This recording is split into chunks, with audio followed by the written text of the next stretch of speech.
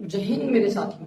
Delight math classes में आपका स्वागत है। मैं अफरोज अहमद आप लोग अपने यूट्यूब चैनल में आप लोगों का तहे दिल से स्वागत करता हूँ। दोस्त, आज हम लोग पढ़ने वाले हैं गुरुत्वाकर्षण में का चौथा लेक्चर है ये। ठीक है, आज हम लोग पढ़ेंगे प्रणोद तथा दाब। ये क्या होता है इसके बारे में आज चर्चा करेंगे, बेहतरीन तरीके से आज करने वाले हैं। चलो बात करते हैं प्रणोद की। ये क्या होता है? किसी वस्तु के सतह पर लंबवत लगने वाला बल को ही क्या कहते हैं? प्रणोद कहते हैं। बात समझे ना? अगर कोई सतह पे, ये सतह, इसके ऊपर एक लकड़ी का गुटका रखा हुआ है, इसके ऊपर सतह के लंबवत, ये सतह है, सतह के लंबवत लगने वाला लंबवत बल को क्या बोलते हैं? प्रणोद बोलते हैं। मतलब लंबवत लगेगा। ये तो तय जाहिर सी बात है कि अगर मेज पे कोई लकड़ी का गुटका रखा गया है तो लंबवत ही लगेगा, नीचे की तरफ ही बल काम करेगा। उसी बलवा को क्या बोलते हैं? प्रणोद बोलते हैं। प्रणोद का मतलब एक प्रकार का बल ही होता है। बात समझ में आया ना? चापता है नीचे, नीचे की ओर ढकेलता है। ठीक है, अब देखो, अब दाब की बात करते हैं। दाब क्या होता? प्रति इकाई क्षेत्रफल, एकांक क्षेत्रफल पर लगने वाला प्रणोद को ही दाब बोलते हैं। एकांक क्षेत्रफल पर लगने वाला प्रणोद मतलब बल को दाब कहते हैं। ये भैया दाब बराबर होता है प्रणोद बट्टा के क्षेत्रफल। ठीक है, तो इसका मात्रक क्या होता है मेरे भाई? इसका मात्रक समझने का प्रयास करते हैं। मात्रक क्या होता है? ये प्रणोद जो होता है इसको न्यूटन में मापते हैं। क्षेत्रफल जो होता है मीटर स्क्वायर, हाँ मीटर स्क्वायर होता है। क्या होता है इसका मात्रक? न्यूटन प्रति मीटर स्क्वायर। ठीक है, अब यहां से एक चीज निकल के आ रहा है, जो दाब है ये क्षेत्रफल में क्या होता है? व्युत्क्रमानुपाती होता है। क्या होता है? व्युत्क्रमानुपाती होता है, व्युत्पन्न होता है। इसके कहने का आशय यह है कि यदि दाब बढ़ेगा तो क्षेत्रफल घटेगा, जब क्षेत्रफल बढ़ेगा दाब घटेगा। इसका मतलब ये हुआ मेरे भाई कि क्षेत्रफल यदि जिस वस्तु का क्षेत्रफल सबसे कम होगा वहां दाब अधिक लगेगा। जैसे कील जानते हो? कील नाम सुना ना? ठोकते हैं जिससे, हथौड़े से क्या करते हैं? इसको ठोकते हैं। ये हत्था से क्या करते हैं? इसको ठोकते हैं। तो ये देखते हो यहाँ पे एरिया क्या होता है?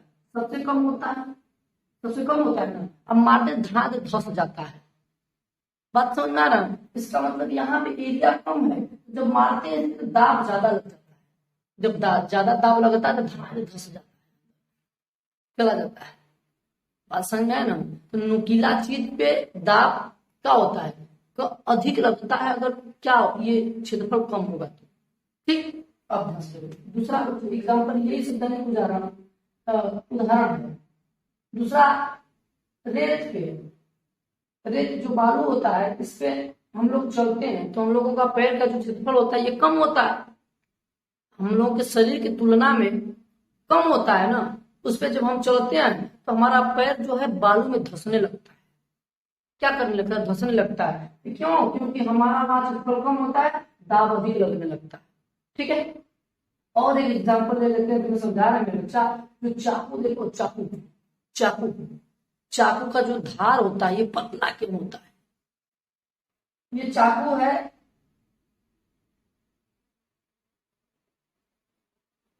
मान लो चाकू है, इसकी जो धार होती है ये धार एकदम पतली होती है ना।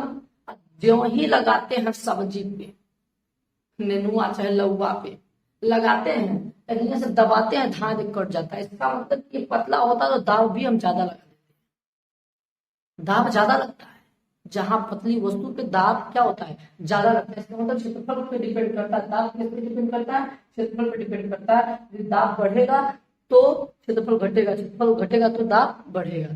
बात समझ आई कि नहीं? इतना समझ में आया नहीं? हाँ चलो, ये बात हमें समझ में आ गई जहां तक मेरा उम्मीद है। चलो आगे चलते हैं। अगला टॉपिक का नाम क्या है?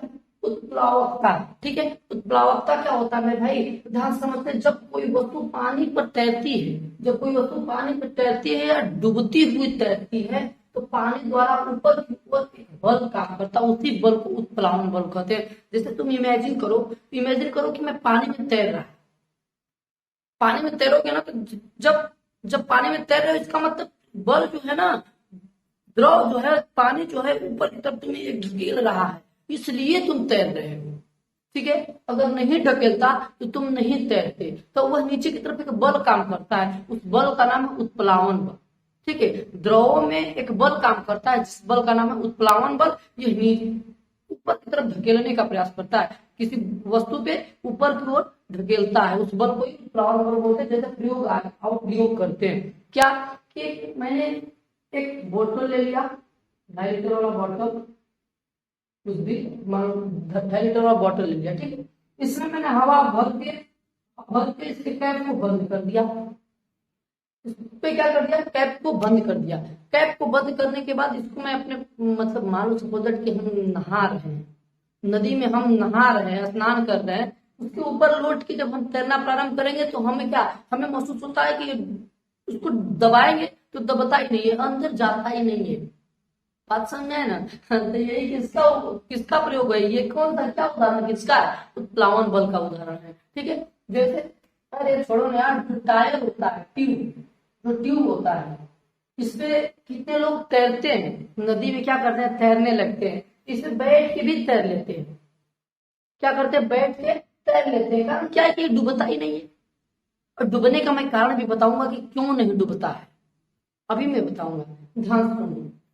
ठीक है, तो मतलब डूबता ही नहीं है, ये डूबने का कारण क्या है मैं अभी बताऊंगा। और देखो, कार का नाम सुना है, कार जो कोयला होता है, जो कोयला होता है, यदि उसको मैं डुबाने का प्रयास करूंगा ना तो द्रव में डूबता ही नहीं है। लेकिन ये कार से हल्का हल्का भी हो, इससे हल्का भी हो, मैं मान लेता है लोहे का कील है, यदि मैं इसको डुबाऊंगा धागा डूब जाएगा। कारण क्या है, अरे ये देख समझ, यही मैं बताना चाह रहा था। यदि पानी का घनत्व वस्तु के घनत्व से अधिक होगा,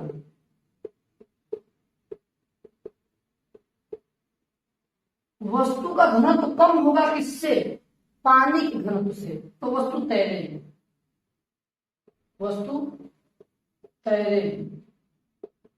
बात समझ में आई कि नहीं। इसका मतलब कि यदि कोई वस्तु को हम पानी में या द्रव में डालते हैं तो यदि वो वस्तु तब ही तैरेगी जब पानी के घनत्व से उसका घनत्व कम हो।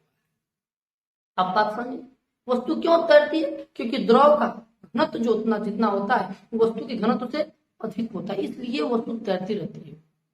जिस वस्तु का घनत्व अधिक होगा द्रव से वह वस्तु डूब जाएगी। यही था इसका प्रयोग उत्प्लावन बल का। ठीक, चलो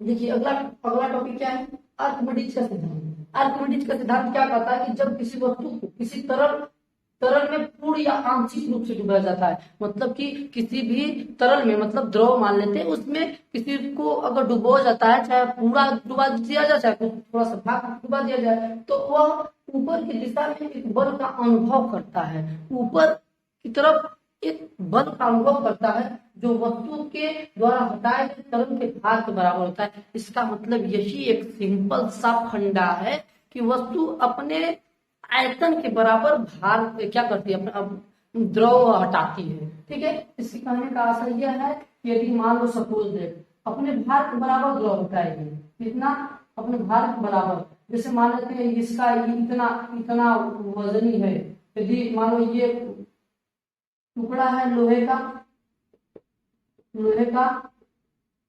टुकड़ा है, ठीक है, इसको मैंने द्रव में डुबो दिया, यहाँ तक था द्रव, कहाँ तक था, यहाँ तक था। तो जब यहाँ तक था मेरे भाई, तो अब इसको जब डुबोएंगे तो ये क्या हो जाएगा, द्रव क्या हो जाएगा, बढ़ जाएगा ना। इसका मतलब जितना इसका आयतन होता है उतने ही द्रव क्या करता है, ऊपर की तरफ उठाता है। ठीक है, यही कहने का आशय है कि जितना बल लगेगा वो अपने भार के क्या होता है, बराबर होता है, उतना ही बल लगेगा जितना इसका भार। बात समझ में। इसका उपयोग बहुत जगह करते हैं, जैसे दूध को शुद्धता मापने के लिए इसका प्रयोग करते हैं, पनडुब्बियों में इसका प्रयोग कर देते हैं। ठीक है, तो ये आर्किमिडीज का सिद्धांत ये होता है कि अपने आयतन के बराबर, अगर मान लो किसी टुकड़े को इस नदी में फेंक दो, लोहे के इस टुकड़े को नदी में फेंकोगे, ये डूबता डूबता कब डूबेगा? जब सिक्का ही फेंको, 1 रुपए का सिक्का जब डालते हो पानी में तो तुम्हें धीरे धीरे धीरे धीरे जाता है। इसका मतलब जितना उस पर बल लगता है वो अपने भार के बराबर क्या करता रहता है, उसको हटाता रहता है, तब नीचे की तरफ जाता है। बात समझा ना? यही क्या सिद्धांत, कौन से सिद्धांत पे काम करता है? आर्किमिडीज के सिद्धांत पे काम करता है। बात समझ में आई? चलो अगला टॉपिक क्या है? चलिए अगला अगला टॉपिक क्या है? अपेक्षित घनत्व। अपेक्षित घनत्व क्या होता है भाई? अपेक्षित घनत्व ये होता है कि किसी वस्तु का घनत्व, किसी वस्तु, किसी पदार्थ का अपेक्षित घनत्व उसके पदार्थ के घनत्व तथा पानी के घनत्व के अनुपात को क्या बोलते हैं? अपेक्षित घनत्व बोलते हैं मेरे भाई। किसी वस्तु का क्या घनत्व तथा पानी के घनत्व के अनुपात को क्या कहते हैं? अपेक्षित घनत्व कहते हैं। इसका जो होता है ना, इसका कोई मात्रक नहीं होता है, ये मात्रक ही क्या है? विमाहीन। इसका कोई मात्रक नहीं होता है। बात समझ, यही है अपेक्षित घनत्व। क्या कि किसी वस्तु का घनत्व और पानी के घनत्व का अनुपात को क्या कहते हैं? अपेक्षित घनत्व कहते हैं। मतलब दोस्त ये वीडियो तुम्हें अच्छा लगा हो तब लाइक सब्सक्राइब शेयर कर देना। मेरे चैनल पे नए हो तो सब्सक्राइब करके ही जाना, ठीक है? तो मेरे सब्सक्राइब कर दोगे यार, तुम्हारा क्या हो जाएगा? सब्सक्राइब कर दो भाई, क्या कोई मतलब है क्या? चलो ठीक है, तो मिलते हैं अगले वीडियो में, तब तक के लिए जय हिंद जय भारत।